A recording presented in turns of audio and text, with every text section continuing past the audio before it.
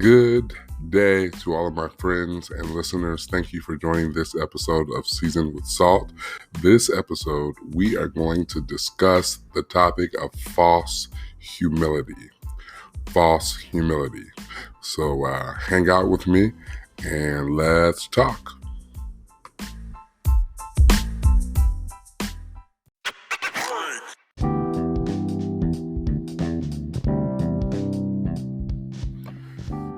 So a few weeks ago, I attended a young adult citywide activity, which was inclusive of just a night of worship and prayer. During the prayer, there was a lot of really great music sang, and it was just a great night overall. At the end of the evening, they called all of the young adult pastors across the city to the stage, or at least those that were involved in this particular collective. And a few of the preachers who were on the stage were asked to essentially close out in prayer.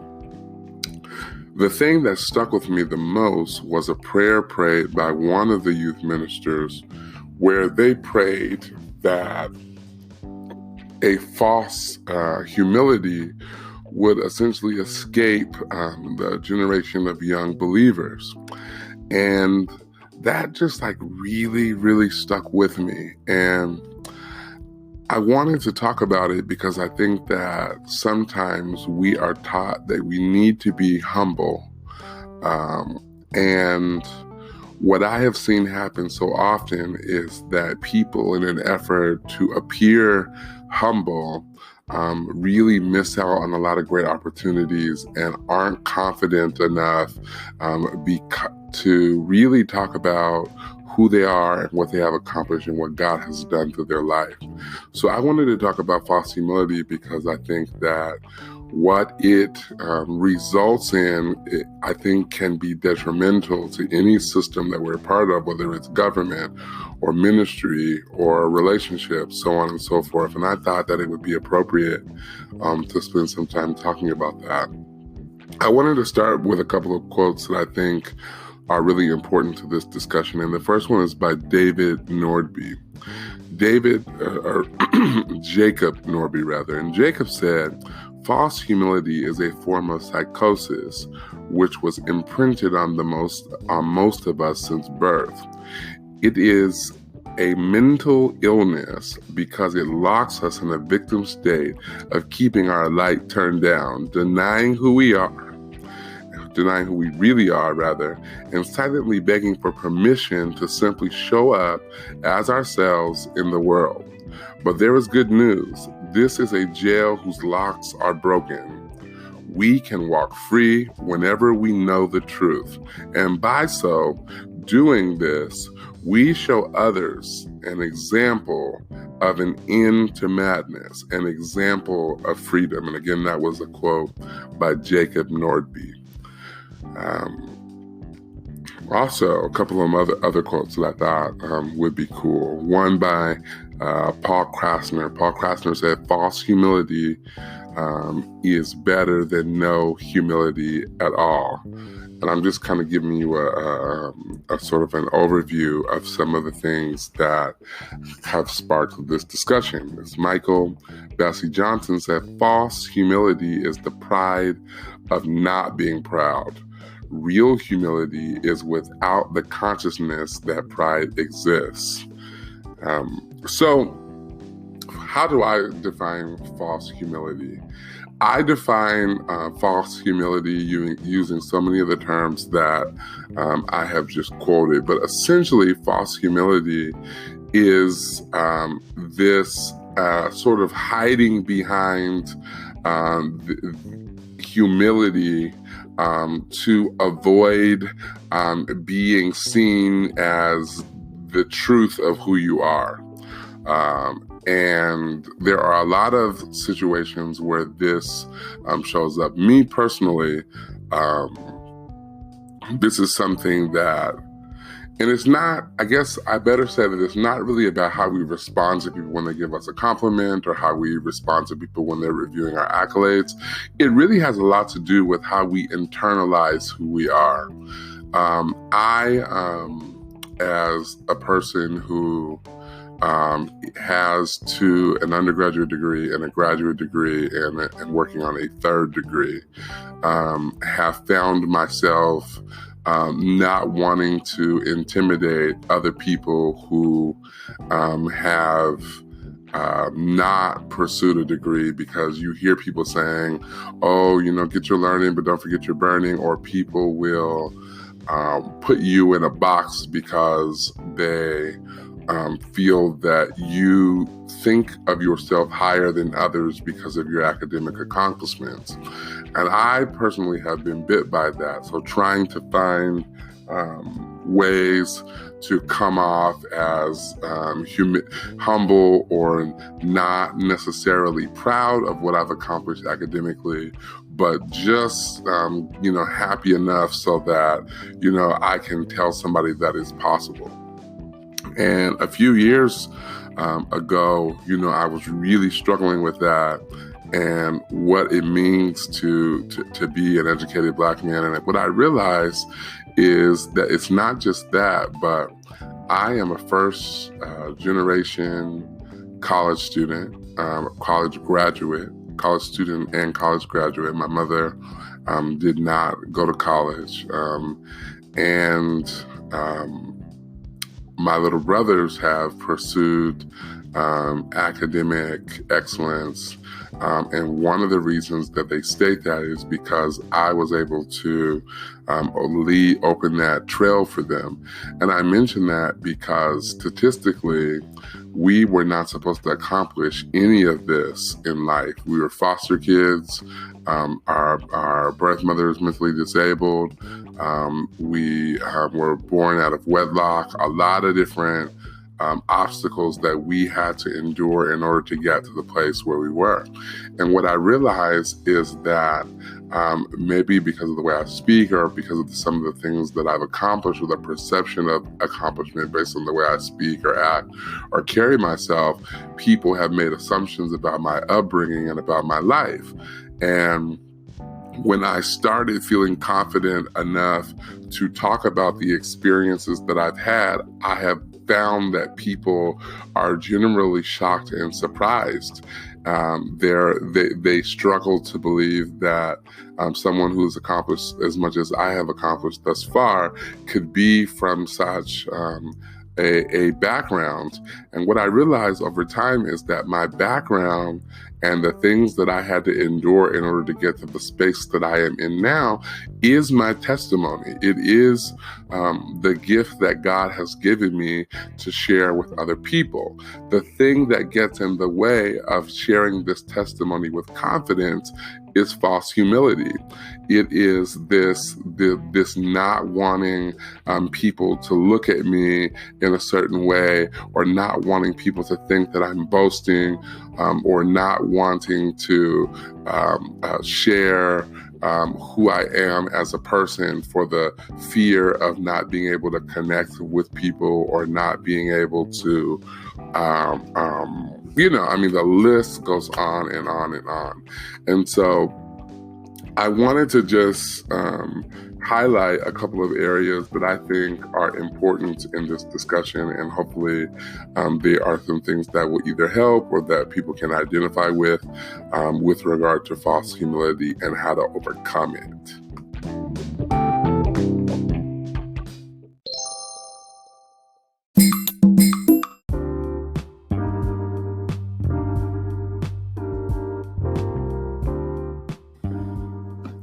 So, first, a manifestation of false humility. Acting like you do not know how it happened. Acting as if you do not know how you got to the place that you are for the sake and the benefit of others who might be intimidated or uncomfortable by it. Let's talk about that. So, I think that it's easier sometimes to not highlight what we had to endure in order to get to the space that we're in. The danger, however, of not talking about what we had to go through in order to get where we're at is that people do not respect what we have gained because they do not know what we have experienced. And then on the other end of that, people might be under the oppression that what we have or what we have earned is easily accessible based on what they perceive to be the way for which we've earned it. So, and I can only really I'm trying to find generic examples, but I'm going to use myself as an example. And this is in no way an indictment on anybody else, but I think that as a person who to some speaks well, like is able to communicate well verbally, I hear a lot of people making a connection between the way that I speak and their assumption about when and where and how I was raised. And that may very well be true. But the reality is that if this is a craft, number one, it is something that God gave me the gift to attain, right? The grace to attain. And then secondly, it is a product of the work that I have put in as a result of God giving me that grace. So if I speak well, it's not because I went to college, it's because the Lord allowed me to be able in the fourth grade to be in a spelling bee. The Lord allowed for my maternal grandmother to be a person that would correct my grammar. The Lord saw fit for me to be a part of mock trial in order to hone and to perfect my oral skills.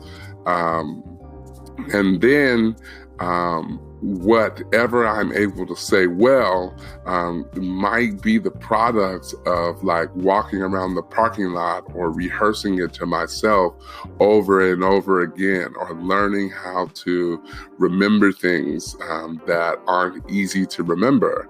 And so to some, it might seem like a natural gift, but to me, it is the product of an investment in what I believe God has given me to invest in. So it would be ignorant and unfair for me when I'm credited with the special ability or gifting to speak clearly about certain instances, to say, oh, I don't really know how I came up with that, or I don't know what it is, like I don't know how it happened. It's not a bad thing to say, I thank God that He has given me the ability to grow and to learn and to speak and to share with others. So that's the first thing. I think that the second thing, which I've kind of already hit on, is that we tend to devalue preparation for the sake of those who aren't interested in preparation, right? Like we don't talk about the intricacies and the detail associated with preparation. And because we don't really value preparation very highly, those who listen to us, they assume that what we have crafted or the product of our gifting is just all natural. And first of all, it's God that gives us the grace to be prepared and to get prepared. But I think that it's really important for us not to fall into this trap where we do not share the investment that we make in preparing. right? And so false humility positions us to stay away from admitting that we prepared for the sake or the benefit of others. Thirdly, we need to be careful not to be intimidated by those who are farther along. And rather than talking about what God's grace has afforded us at our current state, we start comparing ourselves to others and what they have accomplished. And then we allow others to be a measuring stick without really knowing what they had to experience in order to get to the place that they are. But we allow others to become a measuring stick for our success. And by way of doing that, we belittle our own journey, our own success, our own accomplishment. And this, my friends, is another way that we diminish our own experiences, which can and generally equates to a spirit of false humility. So what is it that we can do in order to war against this idea of false humility?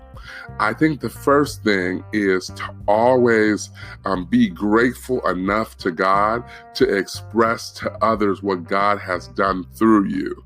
And I think that there is a difference between boasting and magnifying the God who gives us the grace and the ability to do the things that we do. So being able to talk confidently about what we have experienced as a product of God's grace is extremely important.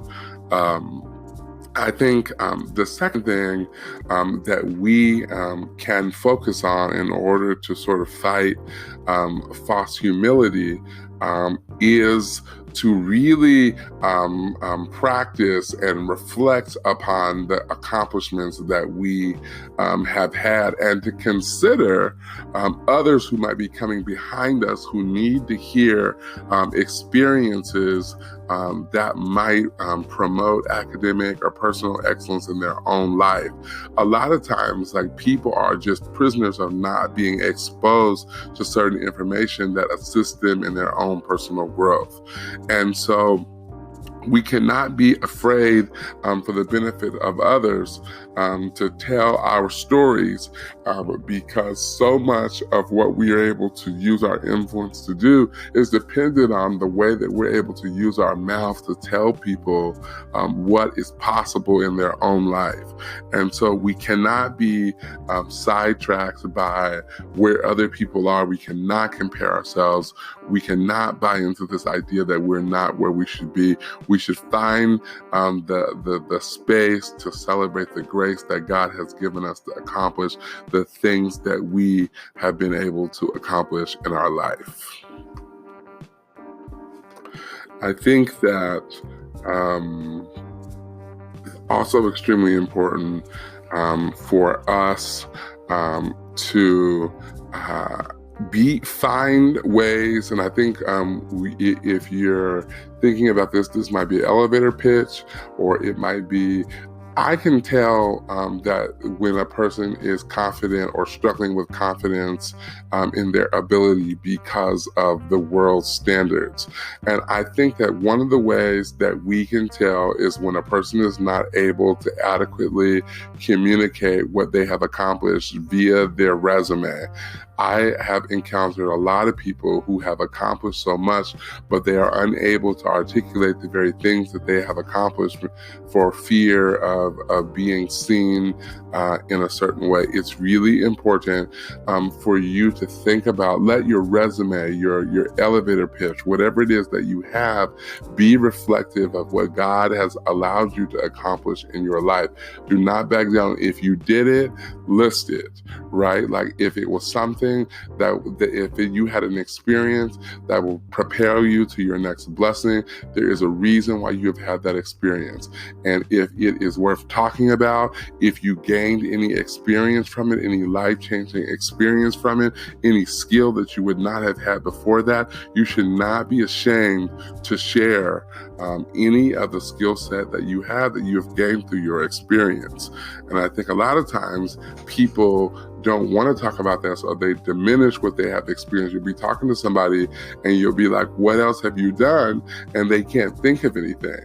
And it's like, I decided a long time ago that I never want to be in the position where somebody asks me, especially after I turned 30, I never wanted to be in the position where somebody asks me about the things that I have accomplished and I'm unable to talk about it, because that's my testimony. It's what God has given me to share with other people so that they know that they can experience some of the same things that I have been able to experience.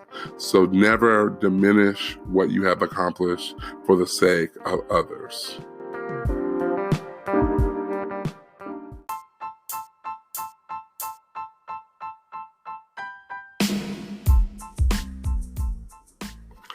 Finally, brothers and sisters, this podcast would not be complete without sharing a scripture that I think is relevant to the discussion that we have had. This week's scripture is found in Philippians, the 1st chapter and the 6th verse. And I'd like to read it in the New Living Translation. The scripture says, "And I am certain that God, who began the work within you, will continue his work until it is finally finished on the day when Jesus Christ returns."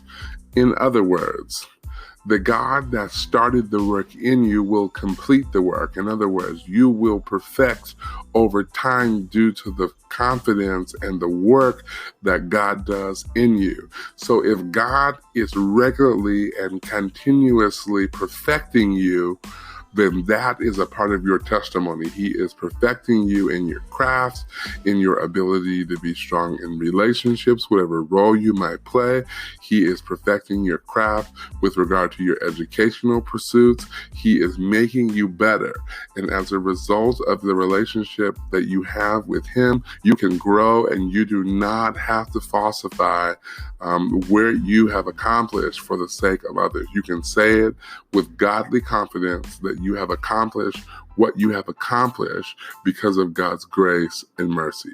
Thank you, and until next time, this has been Seasoned with Salt.